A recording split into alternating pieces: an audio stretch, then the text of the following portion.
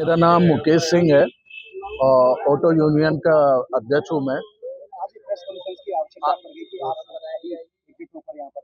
आज हम सभी ऑटो के चालक, एसोसिएशन के लोग और ऑटो के मालिक सारे लोग आज इसलिए प्रेस वार्ता कर रहे हैं कि हम लोगों को सीएनजी ऑटो चलाने में बहुत सारी समस्याएं आ रही हैं, चला नहीं पा रहे हैं। उनके लिए हमें कैसे संचालन हो उनका और हमारी रोजी रोटी चल सके, इसके लिए आज हम इकट्ठे हुए हैं और आपस में बात करके एक 28 तारीख को फिर एक मीटिंग, एक बहुत बड़ी मीटिंग एक रखने जा रहे हैं हम लोग। और वो नरीपुरा में है। उसका उसमें ये तय किया जाएगा कि इस लड़ाई को आगे किस तरह से लड़ा जाए और जो 3-3, 4-4 लोगों के परिवार ऑटो से चल रहे थे, उस पर डिपेंड कर रहे थे, उनके बच्चे और वो उनके परिवार अच्छे से रोटी खा सके, उस लड़ाई को लड़ने के लिए आगे 28 तारीख को तय किया जाएगा। आज हम इसलिए इकट्ठे हुए हैं कि आपके माध्यम से प्रशासन को ये जानकारी दें कि हम लोगों को जो समस्या आ रही हैं ऑटो चलाने में, सबसे बड़ी समस्या ये थी कि हमें 2012 में 7,200 परमिट दिए गए। 2012 के बाद आगरा का क्षेत्रफल काफी बढ़ा, लेकिन परमिट उतने ही रहे, उतने ही। कारण इसका प्रशासन से यही बताया जाता रहा कि ऑटो से जाम की समस्या शहर में होती है। जब ऑटो से जाम की समस्या होती रही, ठीक है, हम भी जनहित में चाहते हैं कोई समस्या पैदा ना हो जिससे जनता को परेशानियां हो, हमारी भी रोजी रोटी चलती रहे। हम लोगों ने सहन किया, उतने ही ऑटो में चलाते रहे। आज ये कंडीशन है कि हम तो ऑटो जो चला रहे हैं उसको उसको चलाने के लिए हमें जो दिक्कत आ रही है, सबसे बड़ी ये आ रही है कि शहर में 19,000 के लगभग ई रिक्शा के रजिस्ट्रेशन हो चुके हैं। आज की स्थिति ये है कि उन पे ना तो कोई बंदिश है, ना उनको सही तरीके से चलाने की कोई प्लानिंग है प्रशासन के पास, और उनको कौन चलाएगा, कैसे चलाएगा, कहाँ चलाएगा, कोई किसी बात पे किसी का भी ध्यान नहीं है। वो लोग शहर में जाकर जाम लगाते हैं, एमजी रोड पर बैन है, फिर भी खुलेआम चलाते हैं।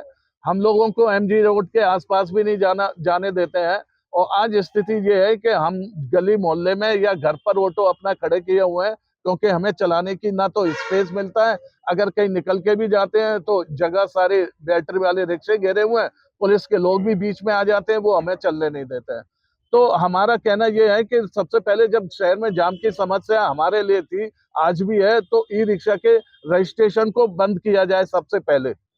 उसके बाद में ये निश्चित किया जाए कि इतने वाहन जो ई रिक्शा हैं, 19,000, 7,000 हम हैं, इन सारे वाहनों को कैसे चलाया जाए। प्रशासन एक ये प्लानिंग लेकर आए, हम लोग साथ में बैठेंगे और एक प्लानिंग ये बना के बता के चले वो कि हम कहाँ चलाएंगे, वो कहाँ चलाएंगे, कौन किस तरह से चलेगा, कौन ड्राइवर चलाएगा, कहाँ किस तरह से उनका संचालन होगा।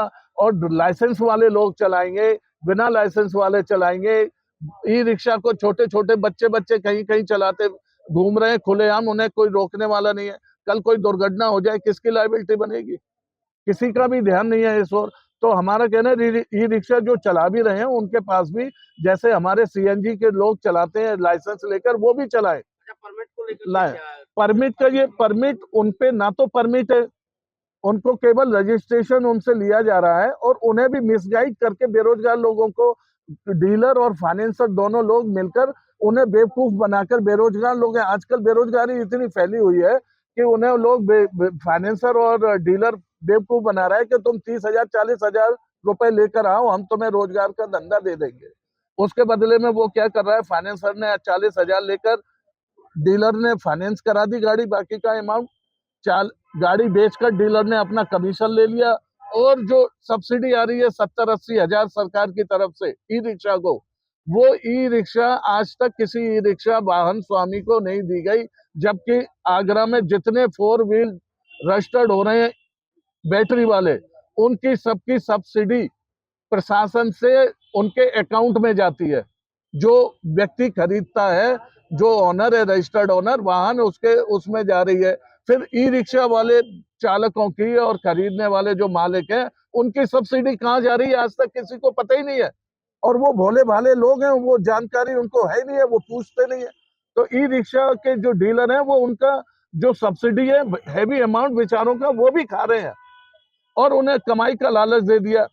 कम पेमेंट पे गाड़ी फाइनेंस करा दी। आगरा के कुछ बाहर के भी फाइनेंसर आगरा में बहुत आए हुए हैं, उन्होंने गाड़ी सेटिंग करके फाइनेंस करा दी डीलर से। एक किस्त या 2 किस्त किसी तरह ड्यू हो गई, उनके आदमी आते हैं, गाड़ी को खींच के ले जाते हैं। अब उसका क्या नुकसान हुआ, बेचारे वो बेरोजगार, फिर बेरोजगार हो गया। और उसने जो उधार लेकर 40,000 50,000 रुपए जमा करके जो वो निकाला ई रिक्शा, वो 40-50,000 रुपए के और कर्जे में आ गया। एक तो फाइनेंसर का कर्जा उस पे हो ही गया, और एक आपस के किसी से रिश्तेदार से जो 40,000 लेकर आया, उसका कर्जदार हो गया। वो भी सड़क पे आ गया। जैसे हम भटक रहे हैं सीएनजी वाले, 2 महीने बाद 3 महीने बाद वो भी हमारे साथ भटक जाता है। वाहन का ई रिक्शे वाले जो बोलते हैं आपकी गाड़ी 100 किलोमीटर चलेगी, 1 महीने बाद 80 किलोमीटर चलने लग जाती है। जब वो वहां जाता है तो उसको कोई वारंटी नहीं मिलती प्रॉपर, उसको कह दिया जाता है तुम ठीक से नहीं चला रहे हो या वारंटी खत्म हो गई तुम्हारी। वो कमजोर वर्ग के लोग होते हैं बेचारे, चले आते हैं, सफर कर रहे हैं। आपकी समस्या समाधान कैसे होगा? हमारी समस्या का समाधान इस तरह से है, हमारा एक प्रस्ताव है। आज से जिस समय ई रिक्शे चालू हुए थे, तो लखनऊ से एक प्रस्ताव आया था, हमारे पास भी आया था, प्रशासन के पास आया था। तो उसमें यह तय हुआ था कि ई रिक्शे जो चलेंगे शहर में, उस समय परमिट भी हुआ करते थे इन पे, उनको पूरे यूपी में सर्कुलर था, पूरे यूपी में उनको रूट दिया जाए, आरटीओ द्वारा उन रूटों पर उनको चलाया जाए। लेकिन फिर बाद में पता नहीं किस कारण ये प्लानिंग बदल गई। अब उनको सारा छूट है, कोई बंदिश ही नहीं है, आप कहाँ चलेंगे कहाँ नहीं चलेंगे। शहर में चलो, शहर से बाहर चलो, कहीं भी जाओ, कुछ भी करो। तो हमारा ये कहना है, हमारे पास जो सीएनजी पर परमिट है शहर का, हम वैध हैं शहर में चलने के लिए। हमारे को जितना क्षेत्र का परमिट है, हमें उतने क्षेत्र में हमें चलने दिया जाए।